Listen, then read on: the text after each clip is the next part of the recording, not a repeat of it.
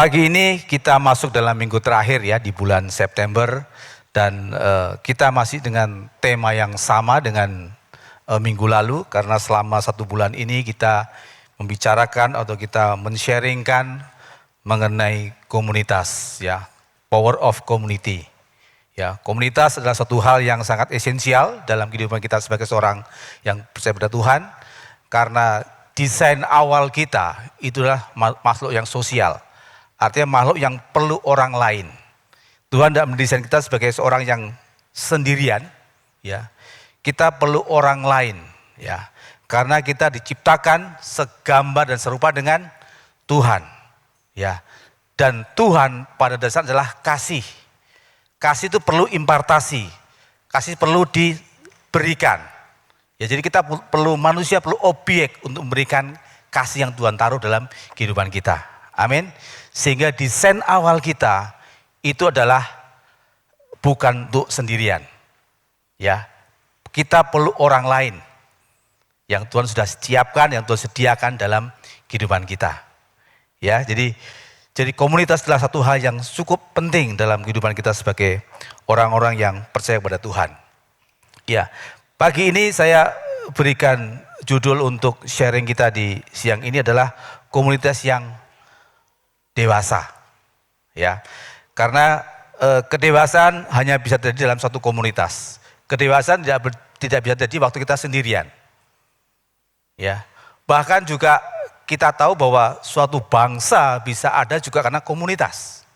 Gereja ini bisa ada juga karena komunitas, ya. Sehingga komunitas adalah suatu hal yang sangat-sangat kita pastikan bahwa kita ada dalam satu komunitas yang bertumbuh. Kita dalam satu komunitas yang bisa berbuah bahkan. Ya, saya ambil dalam satu ayat yang cukup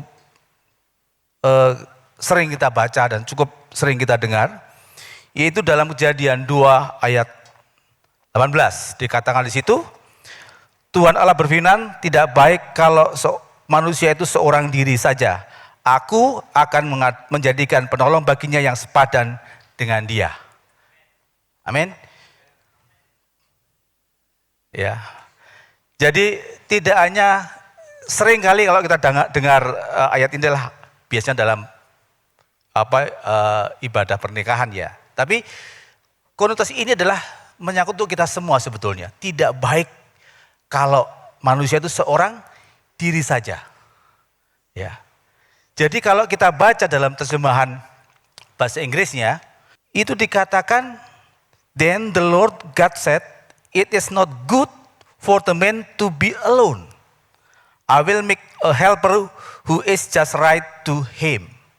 Alone dalam bahasa Ibrani adalah badat, artinya terisolasi, terasingkan, dikotakkan. Ya, jadi tidak baik kalau manusia terisolasi, terasingkan, ya, terkotakkan. Waktu saya renungkan ini, saya teringat waktu agak cukup lama ya, itu film yang Tom Hanks, judulnya Castaway, ya. Dia terdampar di suatu pulau selama sekitar, kalau nggak salah 4 tahun nggak salah ya. Itu filmnya tahun 2000-an, saya lupa. Itu dia sendiri di situ, dia menanti pertolongan, tapi selama 4 tahun nggak ada yang menolong. Dia ini kayak orang gila, ya. Dia kesepian karena dia nggak bisa ngomong sama siapa. Dia di suatu pulau yang sendirian di situ. Akhirnya untuk dia bisa menjadi agak normal, karena waktu pesawatnya itu jatuh, terdampar di situ ada bola voli, yang dia gambar ada matanya, ada mulutnya, ada hidungnya, yang diberi nama Wilson. Ya, jadi dia hanya bercakap-cakap dengan Wilson yang hanya sebuah bola voli. Ya. Di situ dia cukup stres, di situ dia cukup kayak orang nggak berfungsi.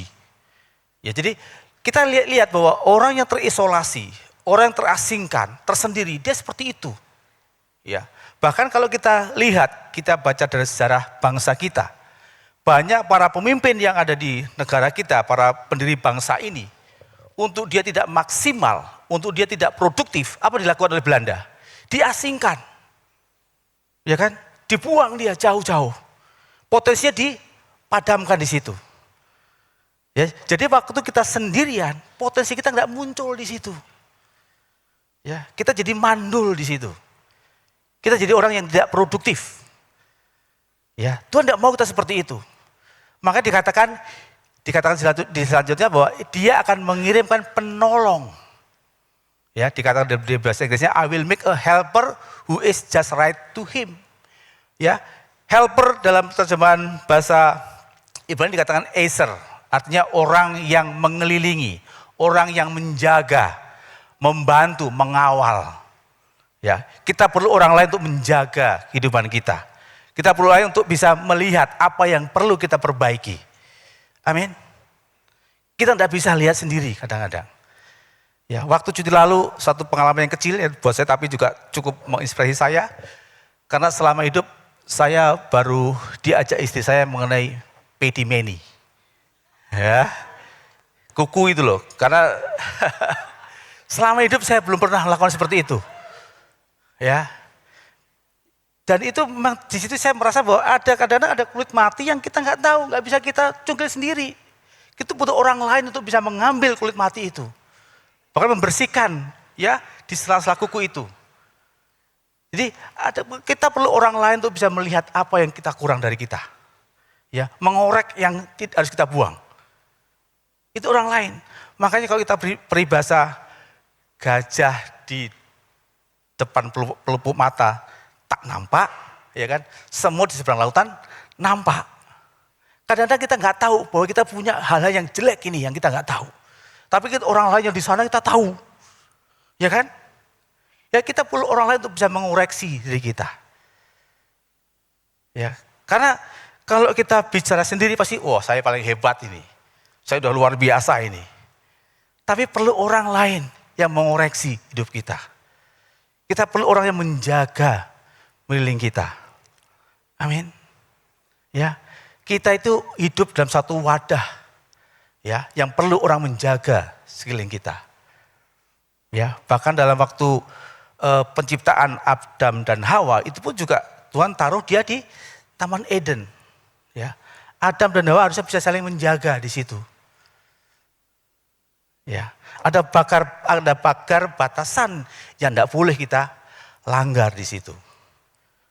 Amin. Jadi mari jangan kita menyendiri, jangan kita menjauhkan dari suatu komunitas. Tapi masuklah dalam satu komunitas. Karena di situ kita bisa dikoreksi hidup kita. Ya, kita terus diajar, diasah. Ya, seringkali kita dengar juga besi, menajamkan besi, manusia menajamkan sesamanya. Kenapa besi, kenapa enggak emas? Ya kan? Kenapa enggak tembaga? Besi selain dia mudah berkarat, maka dia perlu dibersihkan. Karena besi adalah sesuatu benda logam yang cepat berkarat. Ya, jadi perlu dibersihkan setiap saat.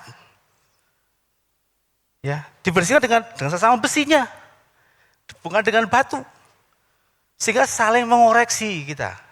Ya, kalau di awal bulan ini Pak Rudi menyampaikan hidup yang saling, itulah seperti itu.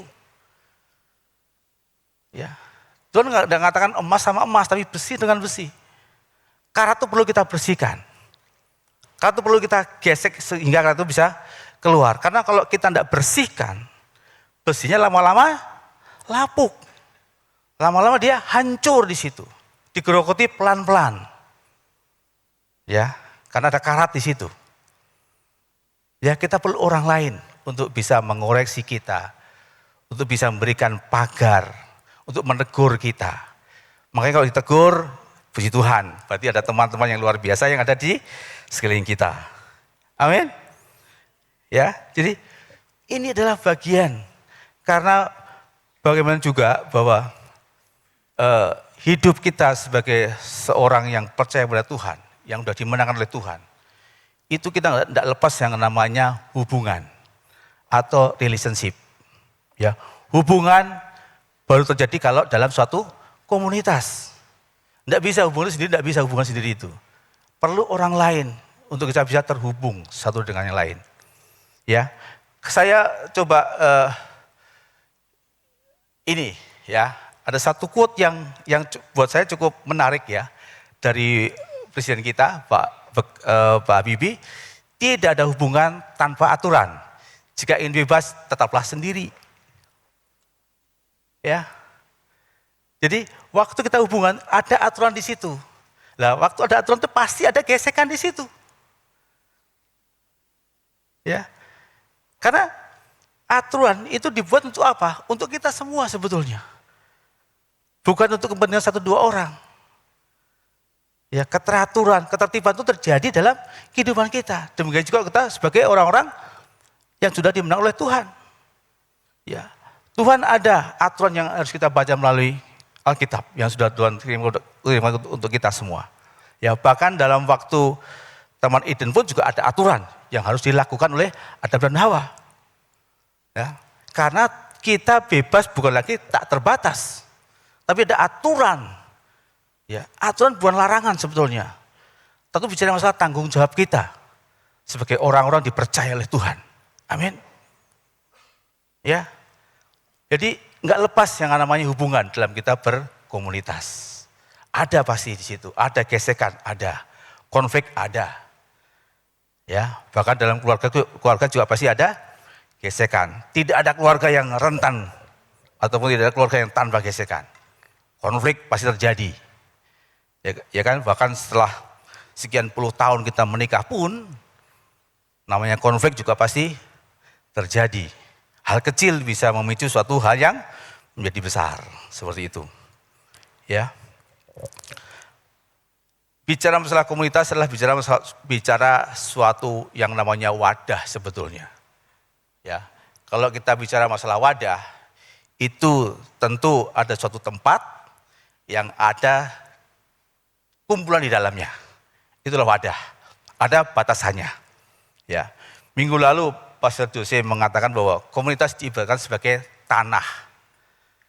Ya, dalam perumpamaan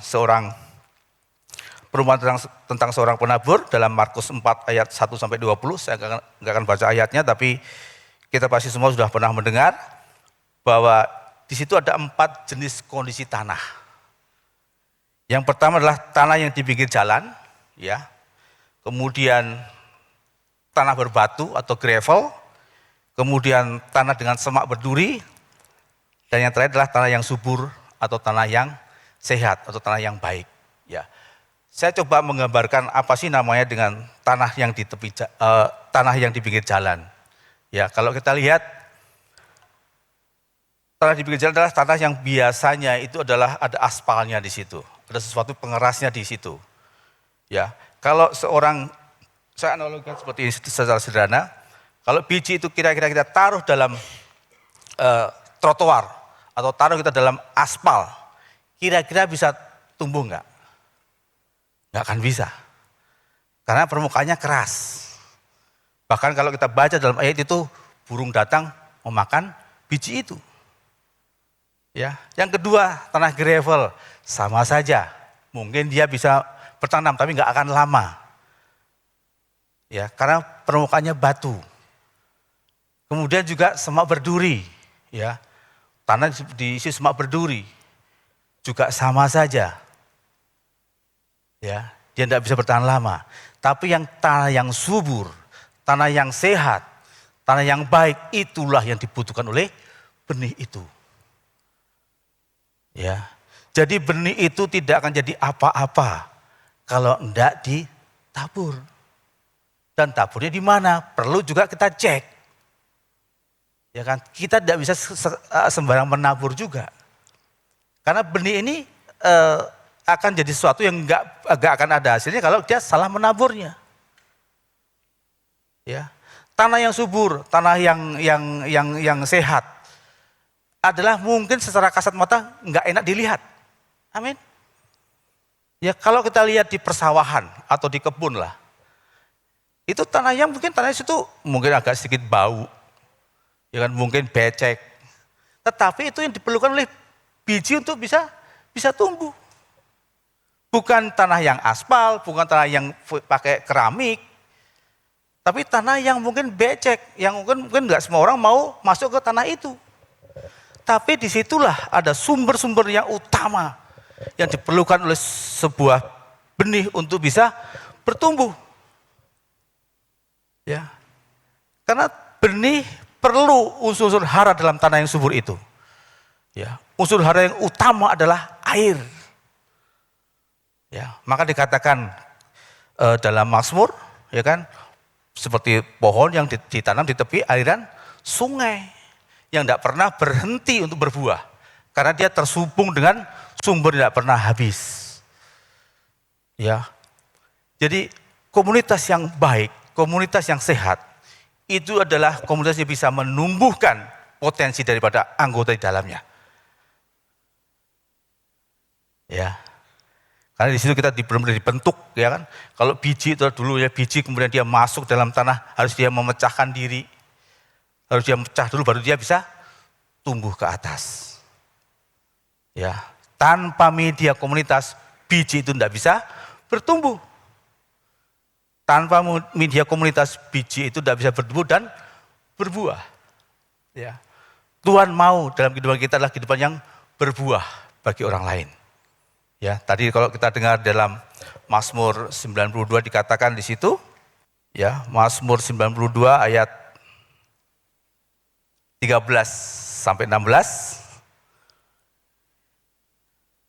Ya, Mazmur 92 ayat 13 sampai 16 dikatakan di situ, orang benar akan bertunas seperti pohon kurma dan tumbuh subur seperti pohon aras di Libanon. Mereka yang ditanam di bait Tuhan akan bertunas di pelataran Allah kita. Pada masa tua pun mereka masih berbuah, menjadi gemuk dan segar untuk memberitakan bahwa Tuhan itu benar, bahwa Ia gunung batuku dan tidak ada kecurangan padanya. Ya, dikatakan di situ pada masa tua pun mereka masih berbuah, menjadi gemuk dan segar. Ya. Segar itu kalau boleh saya katakan sehat dan bugar. Amin. Kadang-kadang kita sehat tapi belum tentu kita bugar. Tapi kalau kita segar berarti kita sehat dan bugar.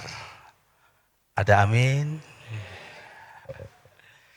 Soalnya kadang-kadang kita mungkin sehat ya, kalau apalagi kalau kita habis dari perjalanan jauh kan kita sehat, tapi kadang-kadang kita nggak bugar karena kita kurang tidur. Ya, tapi kalau dikatakan di ayat ini bahwa pada masa tua pun masih tetap gemuk dan segar. Siapa mau segar di sini? Sedikit. Ya. Ya, kembali ke slide saya. Ya.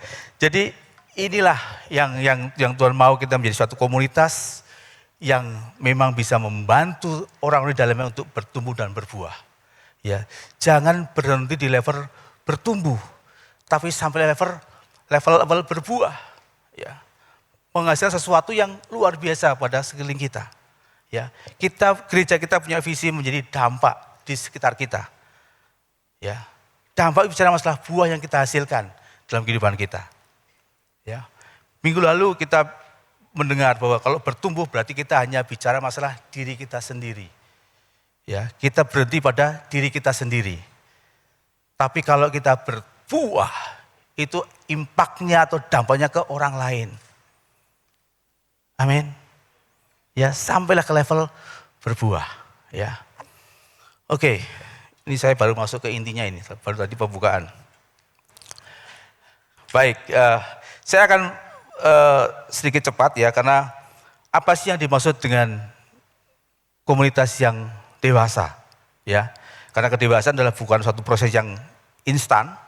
Kedewasaan bukan berarti juga sesuatu yang karena umur, tapi kedewasaan lebih kepada pilihan kita.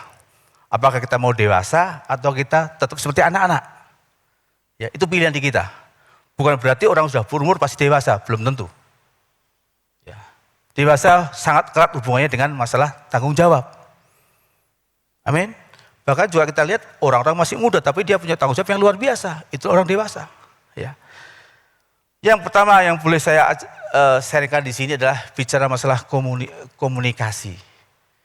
Satu hal yang cukup penting dan cukup esensial dalam berkomunitas adalah masalah komunikasi. Ya, komunikasi yang efektif adalah komunikasi yang dua arah. Ya, bukan satu arah. Karena komunikasi yang nyambung itu adalah komunikasi yang dua arah. Artinya ada yang mendengar, ada yang berbicara. Tidak hanya mendengar saja atau bicara, tidak hanya ngomong saja. Ya, bergantian. Bisa saling mengerti dan menerima. Ya, di mana kedua belah pihak dapat mengekspresikan diri sehingga menciptakan solusi dari setiap permasalahan yang ada. Amin. Ya, karena masalah itu pasti ada. Kita sering dengar ataupun kita sering membaca bahwa kadang-kadang masalah itu terjadi bukan karena hal-hal yang besar, tapi kadang-kadang hanya karena masalah miskomunikasi. Komunikasi yang nggak nyambung. Ya, yang ngomongnya A tapi yang diterima adalah B, seperti itu. Ya, makanya dikatakan dalam Yakobus 1:19 dikatakan di situ, hai saudara-saudara yang kukasihi, ingatlah hal ini. Setiap orang hendaklah cepat mendengar tetapi lambat untuk berkata-kata dan juga lambat untuk marah. Ya. Lambat untuk berkata-kata, cepat untuk mendengar. Ya. Kadang yang kita lakukan berbeda dengan yang firman Tuhan katakan hari ini. Kita lebih cepat berkata-kata tapi lambat mendengar. Amin. Ya, sering kita lakukan seperti itu.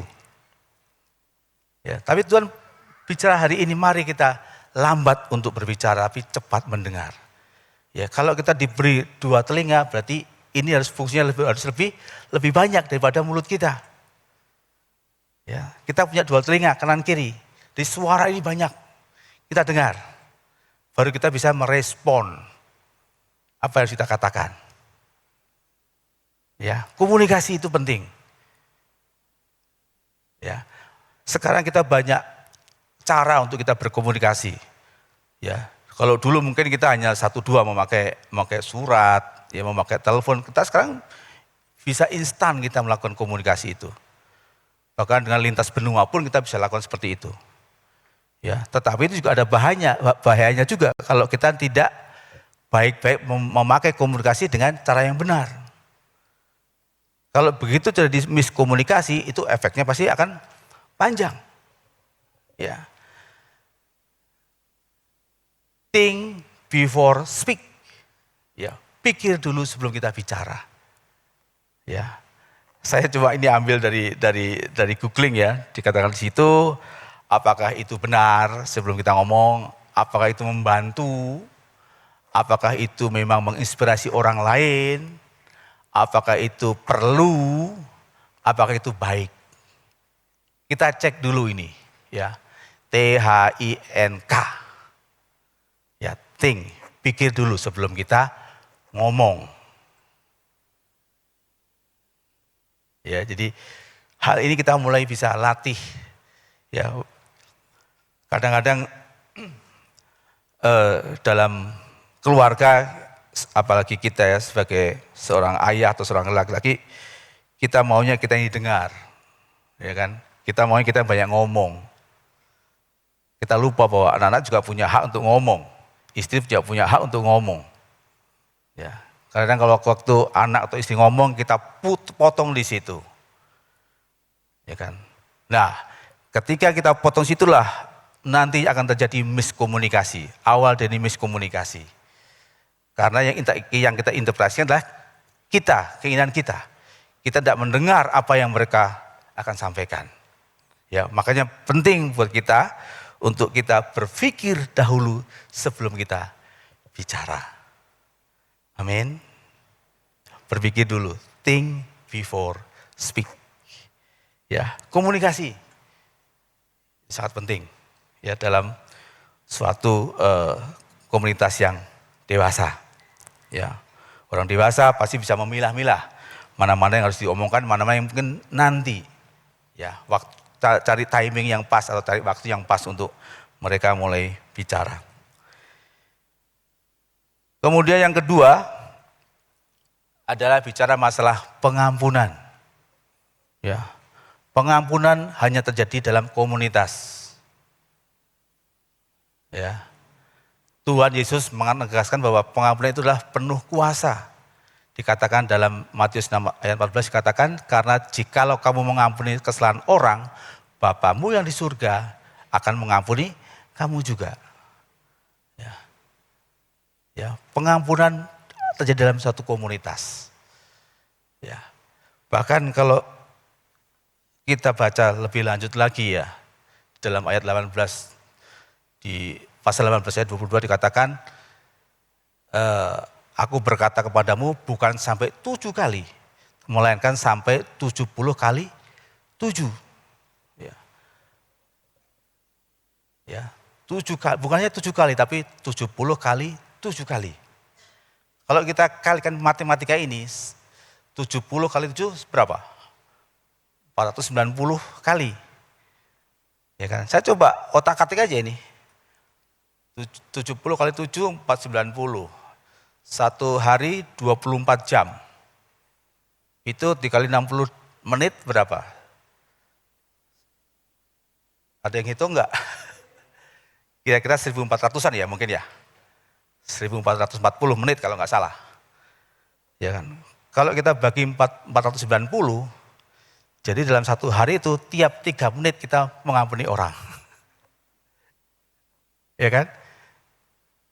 Kalau nggak salah seperti itu, coba nanti kita hitung, itu PR kita semua ya. Ya, tapi artinya ini bukan hanya sekedar matematika, tapi kalau kita bicara ini adalah suatu pengampunan yang nggak terbatas sebetulnya. Tuhan mau kita mengampuni tanpa batas, artinya ampuni sampai kamu tidak pernah merasa sakit lagi. Itulah artinya 70 kali. Nggak merasa sakit lagi, itulah pengampunan yang Tuhan mau. Karena kita tidak bisa melupakan, yang bisa kita mengampuni. Ya, tapi waktu melihat ataupun waktu kita teringat, kita nggak sakit lagi. Ya, kadang-kadang yang terjadi orang bersalah pada kita, ya kita merasa mungkin dizolimi lah kalau orang dunia mengatakan seperti itu. Mau ketemu pun kita menghindar kan, karena begitu kan. Karena kita masih merasa bahwa, aduh aku sakit nih, aku tersinggung ini. Dengan apa yang orang lakukan pada kita. Tetapi waktu firman Tuhan berkata bahwa 70 kali 7 kali berarti mari kita mengampuni sampai kita tidak merasa sakit lagi. Itu bukan hal yang mudah. Saya mungkin beberapa tahun lalu pernah bersaksi mengenai kepahitan saya pada ayah saya. Ya, 20 tahun saya kepahitan dengan orang tua saya. Bukan hal yang mudah saya bisa mengampuni ayah saya. Ya, karena kalau kita lihat perlakuan beliau kepada kami semua, utamanya kepada ibu saya, ya kan, bahkan sampai terakhir pun juga sangat memukul keluarga kami, karena ternyata apa yang dia janjikan waktu pernikahan nggak dilaksanakan dengan baik. Ya, itu bukan hal yang mudah saya bisa mengampuni bapak saya, bisa mengampuni ayah saya seperti itu. 21 tahun ya, saya kepahitan dengan orang tua saya. Ya, tapi waktu terus saya berusaha untuk belajar, untuk mengampuni apa yang sudah dilakukan ayah saya, kepada keluarga kami. Awalnya memang susah, ya kan. Kami mungkin tiap tahun ketemu, tapi hanya sekedar formalitas. Ya, bahkan dulu waktu saya masih kuliah, masih SMA, karena ayah saya kan harus pergi kerjanya di tempat lain. Kalau beliau datang ke rumah, saya pasti pergi. Saya nggak di rumah, karena saya malas ketemu orang tua saya, terutama ayah saya. Tetapi hal yang saya luar biasa saya alami adalah ibu saya terus mendorong saya untuk bisa mengampuni ayah saya. Ya, ibu saya punya peran besar untuk saya bisa mengampuni ayah saya. Ya, jadi pemulihan itu bukan hal yang 1-2 tahun, mungkin puluhan tahun seperti itu. Ya, tapi Tuhan mau lepaskan pengampunan. Karena itu menjadi suatu hal yang nggak baik dalam hidup kita. Ya, hati kita akan dipenuhi oleh kebencian, hati kita dipenuhi oleh suatu hal yang bisa merorong hidup kita. Padahal kita tahu bahwa jagalah hatimu terhadap saudara itu kewaspadaan, kan di situ terpancar kehidupan kamu, kan seperti itu. Jadi hidup kita ditentukan oleh hati kita seperti apa. Kalau hati kita penuh dengan kepahitan, ya pasti hidup kita juga penuh kepahitan juga. Karena itu akan terrefleksi dalam kehidupan kita. Ya, makanya pengampunan buat kita orang percaya adalah suatu keharusan. Lepaskan pengampunan. Ya, karena itu merusak hidup kita. Karena itu merusak hati kita. Amin. Yang terakhir adalah kesepakatan. Ya, kesepakatan terjadi dalam satu komunitas. Ya, sepakat. Ya, sepakat berarti ada satu dua orang sepakat. Ya, minta sepakat terjadi di situ. Sepakat bukan untuk sendiri tapi perlu dengan kesepakatan orang lain. Artinya mari kita datang ke Tuhan, punya tujuan yang sama. Ya, punya visi yang sama untuk sepakat. Ya. Dikatakan dan lagi aku berkata kepadamu, jika dua orang daripadamu di dunia ini sepakat meminta apapun juga, permintaan mereka itu akan dikabulkan oleh Bapakku yang di surga. Ya. Sepakat bukan berarti kita harus sama. Ya. Kita beda, kita karena semua di sini nggak ada yang sama ini. Sekian miliar orang di dunia juga nggak ada yang sama. Karena kita pribadi yang unik, yang spesial di mata Tuhan. Tapi kita bisa sepakat. Sepakat itu hubungannya dengan harmonisasi. Ya, in harmony kalau dalam terjemahan bahasa Inggrisnya. Ya, musik ini bisa kita enak didengar, musik nggak sama kan? Ada yang drum, ada yang mungkin keyboard, ada yang gitar. Tapi kenapa enak didengar? Karena ada harmonisasi di situ. Itulah sepakat. Sesuatu yang enak didengar. Sesuatu yang enak dirasakan untuk kita semua. Ya, sesuatu yang bisa ada hubungan saling yang terjadi di situ. Ya, kalau kita bicara di awal tadi dikatakan bahwa Tuhan menciptakan manusia sepadan, itulah sepakat sebetulnya sepadan itu. Tidak harus sama, tapi dia cocok di situ, harmoni di situ, ya, klop di situ. Ya, sama halnya kita punya sepatu kan nggak ada yang kiri-kiri atau kanan-kanan semua kan, kiri kanan, itulah sepakat. Itulah cocok, itulah harmonis. Sehingga kita bisa berjalan bersama-sama. Amin. Ya. Jadi mungkin 3 hal itu saja yang bisa sampaikan untuk kita di siang ini ya. Karena waktu juga udah 00 nih. Jadi komunitas yang dewasa adalah komunitas yang bisa menjaga komunikasi dengan baik. Ya, komunitas yang bisa tadi pengampunan yang luar biasa dalam kehidupan mereka. Dan yang terakhir adalah ada kesepakatan dalam suatu komunitas itu. Sehingga apapun yang kita kerjakan, apapun yang kita lakukan, hanya untuk hormat bagi nama Tuhan. Amin. Itu saja mungkin yang boleh saya sampaikan di pagi ini. Dan semoga ini bisa membantu kita waktu kita terus belajar mengenai komunitas yang luar biasa dalam Tuhan. Haleluya. Amin.